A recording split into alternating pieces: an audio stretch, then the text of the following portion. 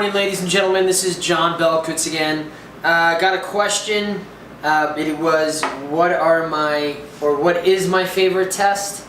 And I'm not a, one test type of guy. So I've got my favorite, top 3 favorite tests here for concrete and cement composites. My number one that I'm going to show today is compressive strength. I know it's not impressive to some people, but this is a test that we've used over the decades, and it is the main test that every junior to senior engineer uses when it comes to concrete. F'(C). Normally it's compressive strength at 28 days, can be at 56 and 90, and it's a very forgiving test, anywhere from $15 to $85 per sample test, depending on where you're getting the samples done. Sometimes even a little bit more. Normally done in 4x8 cylinder. Used to be done in 6x12 cylinders. The surface area for 4x8 is normally around 12.56 inches squared. And in a closed loop hydraulic press, we apply a uniaxial load to it that is basically pressurized over the top surface, and that radiates through the concrete. So you actually normally have it from the bottom. It can be pushed from the top, so you have your rigid section up top, and there will be some type of a stress gradient, but yeah, I mean, this is what we grow up on in the concrete industry. So that's my first test.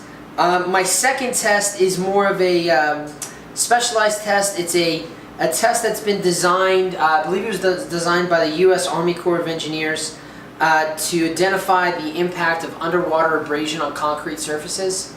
And it's a very simple test. I mean, you're taking a concrete slab, you're curing it, and then when the time comes, you're running a gradation of steel balls in water over the concrete sample, and it basically just chews away at the concrete. You take mass loss every 12 hours up to 72 hours. So what is that, 6 segments or 7 segments, whatever it is.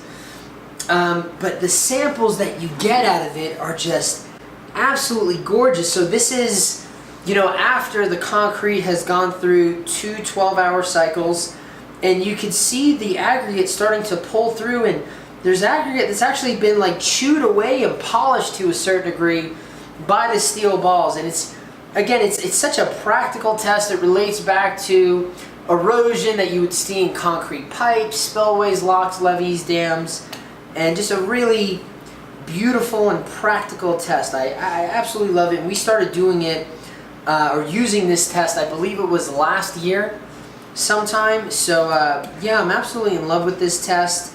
And if you've never used it before and you want to get into that type of dam, lock, spillway market, there's a bunch of labs that actually started doing this. It only used to be like the government facilities that did this, but there's a bunch of labs out in the US that now run this test. So great test. I love that.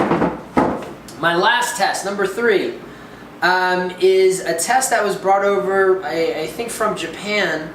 I believe it was brought over to ASTM by Dale Bentz and his group at NIST. I might be wrong about that. I just credit it with him because he's the one who taught me about it. But I know that a gentleman named Gaurav Sant, I believe he was part of Jason Eideker's group, did a lot more work on it. It's ASTM-C 1608, a chemical shrinkage test. And the reason why I love it, it's just such a pretty test.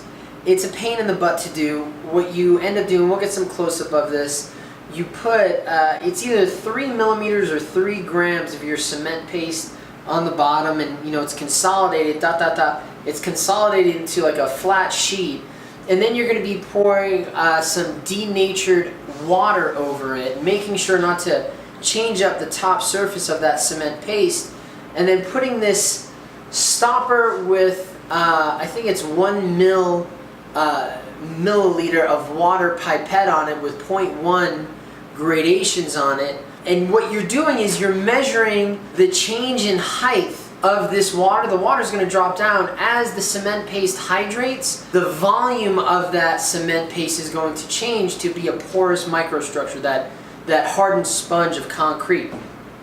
Well, those pores are going to be filled up with that denatured water.